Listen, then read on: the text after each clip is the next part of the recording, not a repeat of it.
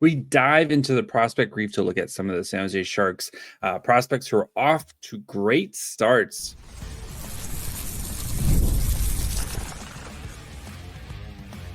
You're Locked On Sharks, your daily podcast on the San Jose Sharks, part of the Locked On Podcast Network, your team every day.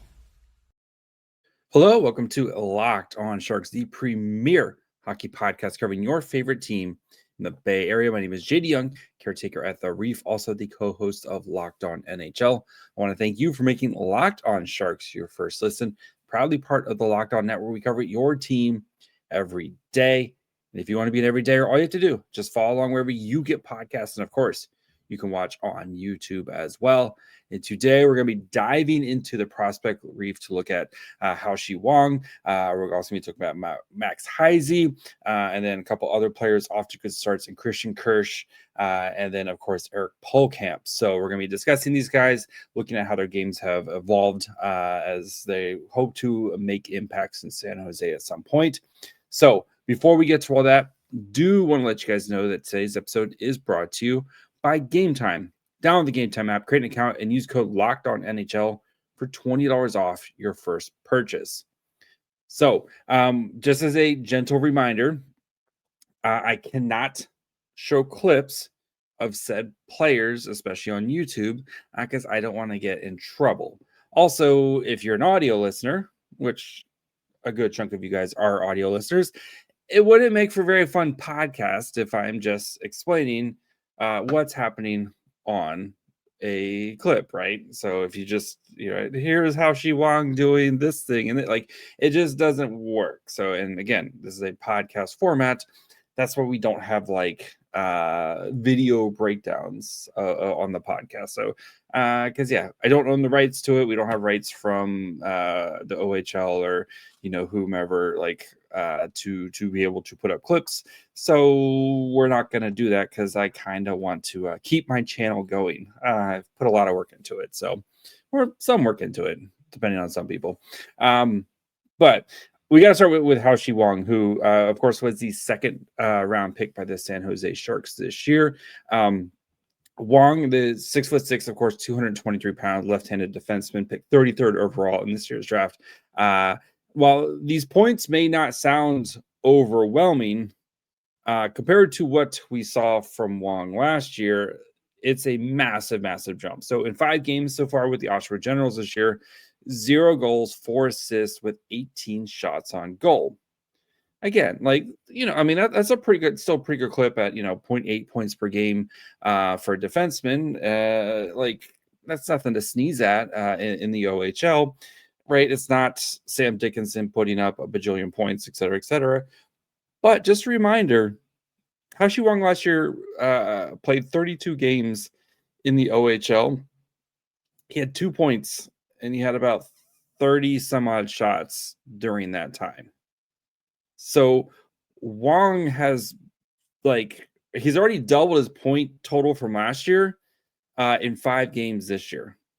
And watching him, you just see, he just looks like a completely different player in a good way, from I don't want you to get the point oh my gosh, what did he turn into, yes, Haoxi Wang, small offensive defenseman. That is what he is now. No, he just looks like a much more confident player and with his puck touches, and that's a big step. And just how much watching, I watched one of his first games in the OHL to watching one of his most recent games in the OHL, which again, he didn't start playing in the OHL until, I think it was January or February. He jumped in the middle of the season because of the new, transfer rules with the CHL and NCAA. So he didn't jump in until kind of the middle of the season there. And so, this is all within the same calendar year that we are seeing this growth from him.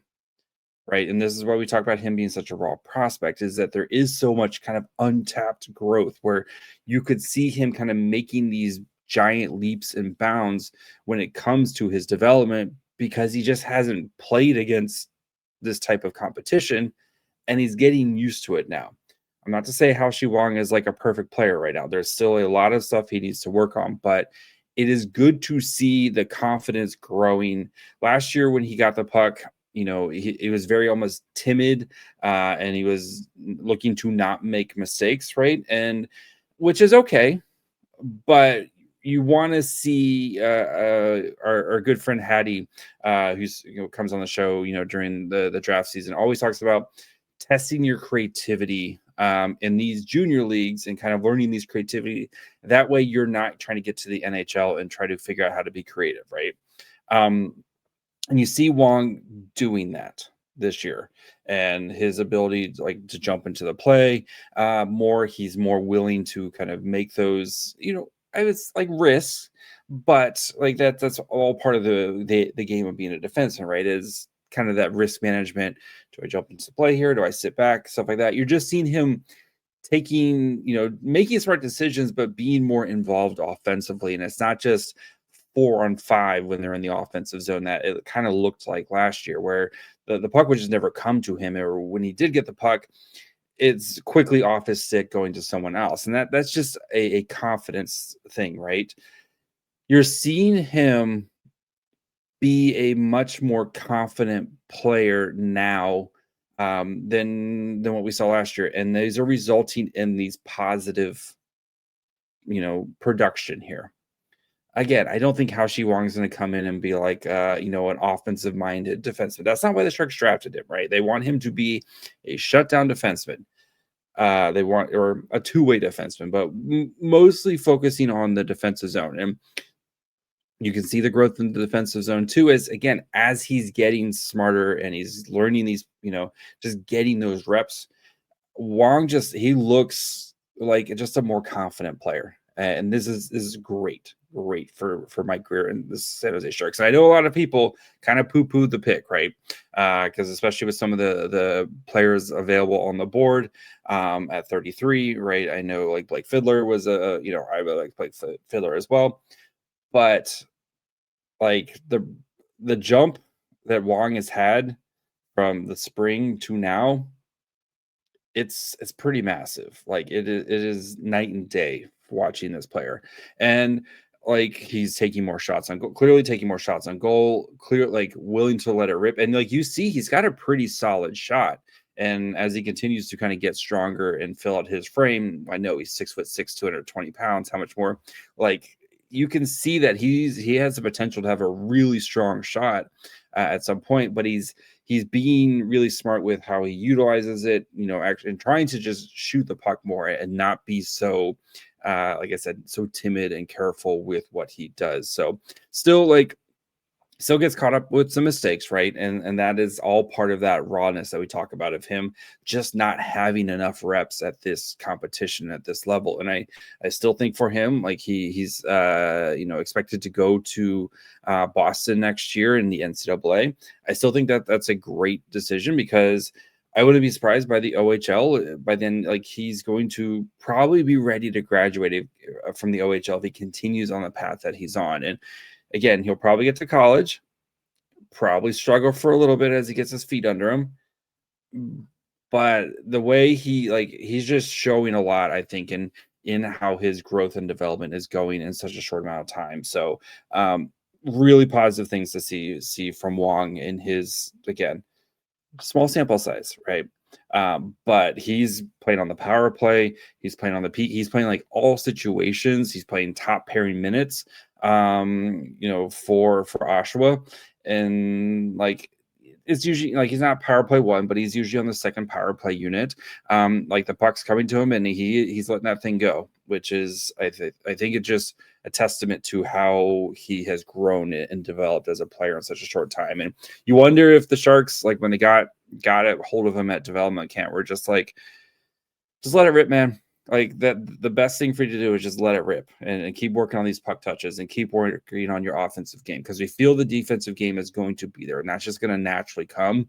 But if you can round out this offensive game some more and you can show a little bit more here, it's been a good sign for your development. That way you're not like just kind of a guy that we can only play in these like defensive minded situations, right? We want this defenseman that you can play in all situations. Hopefully that's what you're hoping for, especially with a very high second round pick like Wang. So, but so far so good for him. Becoming a real joy to watch him play and just see that growth. You feel like a proud parent watching his growth and development. So, so Haoxi Wang, well on his way. So we're going to be talking about Max Heisy, who has, it's very easy to see why the San Jose Sharks drafted Heise this year, even as an overager. Like the path to success for Heise is pretty clear. So we'll discuss Heise here in just 1 second. The NFL season is here, and FanDuel has an offer you don't want to miss. Right now, new customers can bet just $5, and you'll get $300 in bonus bets if you win. That's right. Pick a bet, put down $5, and if it hits, you'll unlock $300 in bonus bets to use across the app. Great thing about FanDuel is they cover so many different ways to play. You can do parlays, right? If you think of a series of things are going to happen, or you know which teams are going to win and lose on Sunday.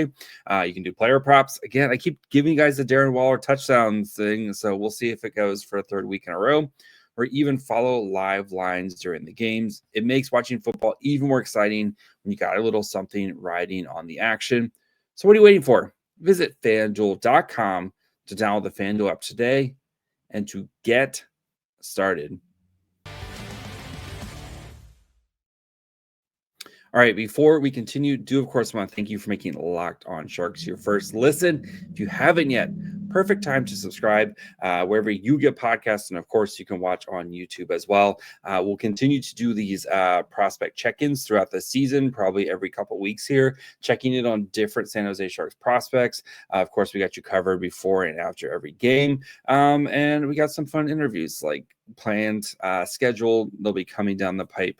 I always forget which one's which, but they'll be coming here really soon. So make sure you're following along again wherever you get podcasts, and of course, you can watch on YouTube as well. So Max Heisy, who the Sharks drafted this year in the 5th round. So he wasn't overager. He was actually eligible for the 2024 draft, got passed over, came this year, was drafted. And after playing in the BCHL last year, he transferred over to the WHL with the Prince Albert Raiders. As we're seeing more and more of these young players have this freedom, right, where you can kind of bounce around to what situations work the best for you, right? And he's going to be, going to Michigan State next year. Michigan State, top program, especially when it comes to development. And I know their weight and strength and conditioning, from what I hear, is pretty good as well. So, but Max Heisy, 6'3", 170 pounds. So that strength and conditioning is going to be coming in pretty handy here. Like I said, 150th overall, right-handed center. This year with the Prince Albert Raiders in 5 games, 4 goals, 2 assists with 16 shots on goal. He was also named one of the alternate captains for them as soon as he got there. So, Heisy, though, I didn't really watch Heisy, even after he was drafted. Like, I didn't watch any of his tape or anything like that this summer. So the first time I watched him, I was going in very fresh. Like, all I had read was just this, draft profiles, all that fun stuff. But very fresh, like not, didn't really know what to expect other than he's a big boy and he likes to play big boy hockey. And you can clearly see why the San Jose Sharks drafted him, because he plays a no nonsense type of game, right? He knows exactly what he's supposed to do basically on every play, and he does it very well. He knows what his role is. He doesn't try to do too much.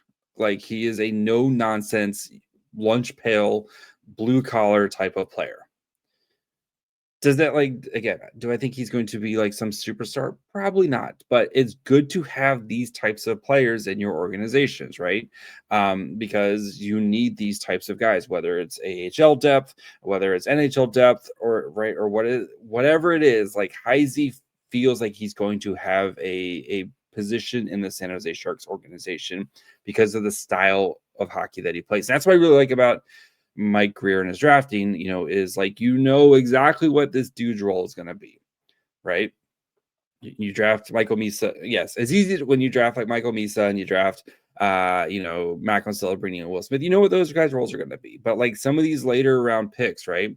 You talk even like your Joey Maldone's, Maldone's role is going to be like a energy scoring third line type of guy who's going to be awesome on the PK. And he's already started to show those in college. Like that's going to be his role. Max Heisy's role is going to be that kind of bottom, fourth line center who can provide a little bit of scoring pop. He's going to play like pretty clean hockey, and like he shows that in the WHL. And again, like he's 19, right? He should be better than most of the kids he's playing against, right? As a guy who is older, but it's just good to see that like those details are there already with him. I really like his ability to find quiet ice, and like working with his teammates, and he's really easy to kind of get lost in a good way of kind of slipping away from the defender, finding some quiet ice, and then opening up for that one timer, for that pass for to try to score a goal. And he scored 4 goals so far this year with Prince Albert. Like he's playing second line minutes for them, playing on their second center. He's playing on the top power play. He's playing some on the PK. Like Heise is going to be that kind of do it all type of player that you need. 6'3", like I said, he's going to have to put on some weight and build up some muscle. But that's where I think going to college and getting that freshman 15, not going to be the worst thing in the world for him, right? Especially with that 6'3" frame. And again, working with Michigan State, kind of known for their strength and development. He's going to be in a good spot there where I think that I'm not worried about the weight. I think that issue will solve itself over the next couple of seasons. So do I think Heise is a guy who's going to be like in the AHL like in 2 years? Probably not. But I think this was a really smart bet by the San Jose Sharks because of his style of play, right? Like he's got pretty good wheels. Like I said, he's very smart. He's willing to throw a hit. He's tough in front of the net, like very hard to move him, even with his yes, he's 6'3", but even at the weight. So once he continues to get some more weight on him, he's going to be a tough guy to get out of the way in front of the net, even as the competition kind of continues to increase in college and in the AHL. So Heise's feels like a really solid bet to be a guy who plays professional hockey, like who earns a contract from the San Jose Sharks and plays professional hockey for them. Again, do I think he's going to be some like superstar? Probably not, but I think he's gonna be a really, really useful piece. So Heise, yeah. Just keep an eye on Heise. I don't know, just something about him, man. Like just watching some of his games and watching there's just something about Heise. He kind of, maybe it's just the blonde hair because he's got that like kind of, like bleach blonde hair. He kind of is like your poor man's Philip Beasted, I think is the best way to put it, where not going to be super flashy. And Beasted, I think, has grown into his role a little bit more as he's come over to North America. But right, you kind of very dependable. They're going to go out there. They're going to work hard. Like they're big bodies. They're going to defend well. He's kind of a poor man's Philip Beasted. That's kind of the sense I get from watching him so far with Prince Albert. So we're about to talk about two other guys here, and Christian Kirsch, the goalie, and then of course Eric Pohlkamp, the defenseman, who are both off to really hot starts with their respective teams. So we'll get to that here in just 1 second. Hockey season is officially here, and nothing beats getting to the arena for those opening games. But let's be real, getting tickets can be a total headache sometimes between waiting in queues, surprise fees, prices that jump right before checkout. It's easy to get frustrated when all you want to do is cheer on your team.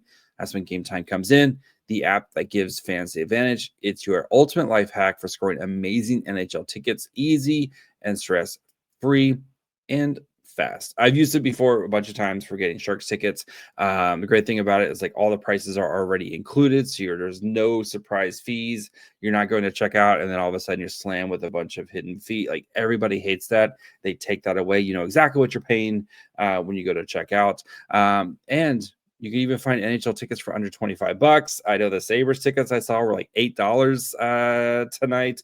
I know Sharks tickets can be pretty inexpensive as well. So take the guesswork out of buying NHL tickets with Game Time. Download the Game Time app, create an account, and use code LOCKEDONNHL for $20 off your first purchase. Terms apply. That's code LOCKEDONNHL, LOCKEDON NHL for $20 off. Swipe, tap, ticket, go.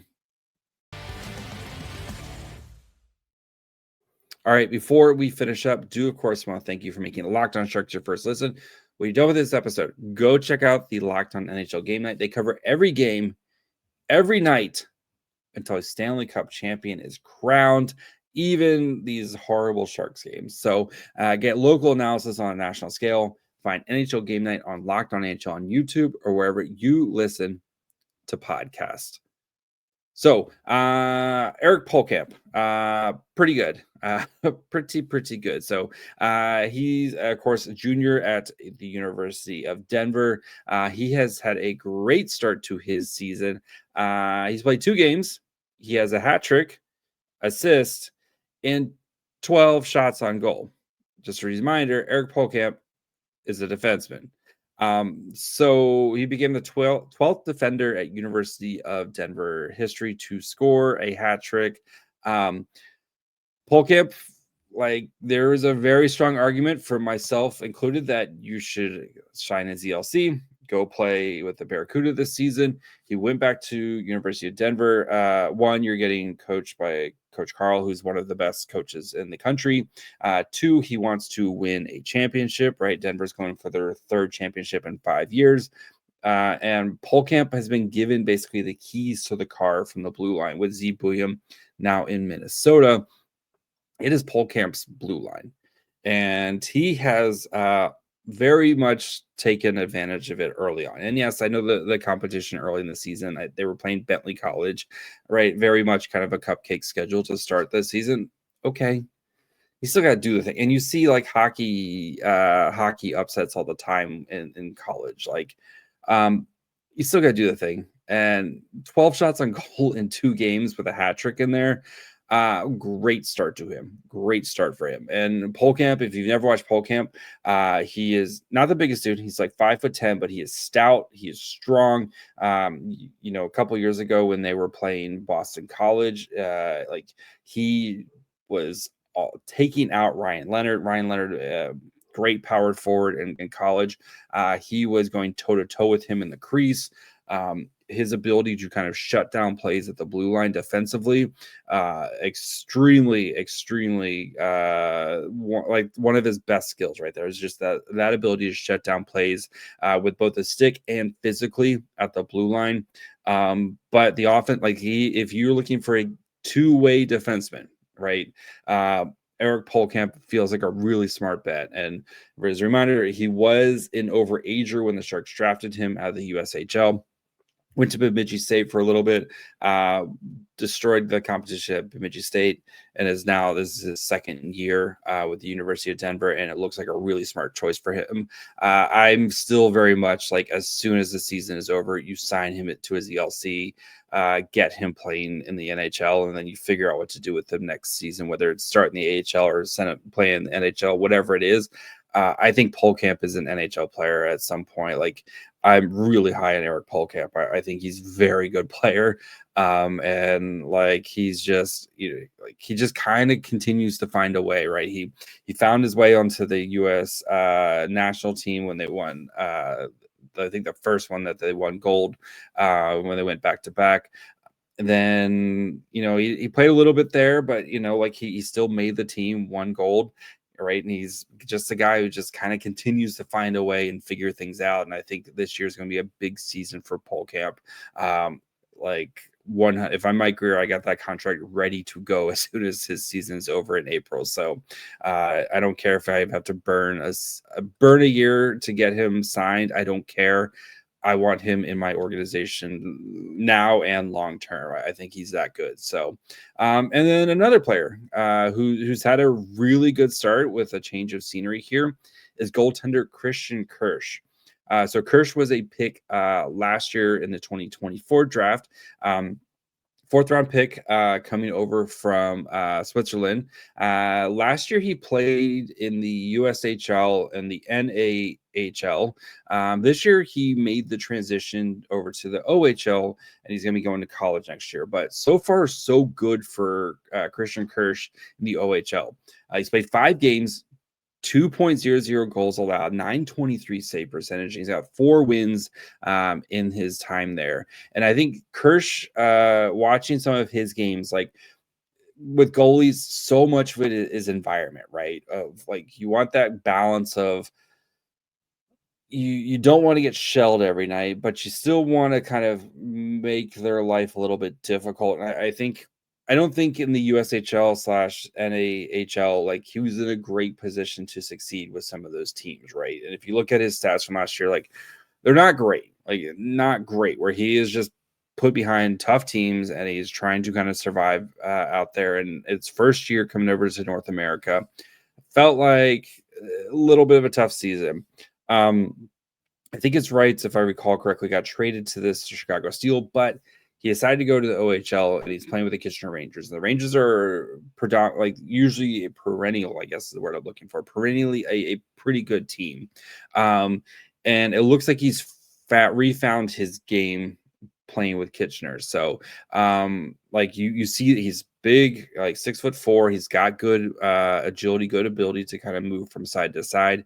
His puck tracking is pretty good. Like the one I was watching his game from the other day where he went 18 of 19 on saves. The one goal he gave up was like, it was just a really nice feed from behind the net, and the defenseman lost the forward. So wasn't too much he could do there, but he looked really strong on the penalty kill when you're kind of facing, all situations, like kind of facing just a barrage of shots there. And I think you can kind of maybe just write off last year as just a bad season. I think he's already got right now, at least currently in the OHL, he's got the 3rd best save percentage in the OHL. He's also got the 3rd best goals against average in the OHL among qualifying goalies. Like, I think he's, this pit stop to the OHL is probably going to set him up for success before he goes to University of Massachusetts next year, and continues to kind of face tougher competition. And good for him to kind of realize, like, this wasn't a place for me to succeed. And it looks like he's found a place for him to succeed. So good to see that he's off to a great start. And right, you never know with these goalies, right, where they come from. And I'm still, even though the Sharks have drafted, Kirsch, they drafted another goalie last year. They drafted Ravensburg. I'm very just draft a goalie every year. Like, I'm very much in that camp of just draft a goalie every year, because you never know where they're going to come from. And I think Kirsch is, well on his way to kind of rebounding from last year and kind of refinding his game. So good to see from him, as he's had a really, really nice start in the OHL. So but yeah, that's going to be it for me today as we exit the prospect reef. Like I said, we'll probably do these every couple weeks here as I kind of continue to watch Sharks prospects and their games and take notes and all that fun stuff. So make sure you're following along wherever you get podcasts. And of course, you can watch on YouTube as well. Follow the show on Twitter, Facebook, Instagram, and on TikTok at Locked On Sharks. Follow me on Twitter and Blue Sky at My Fry Hole. Until tomorrow, bye, friends.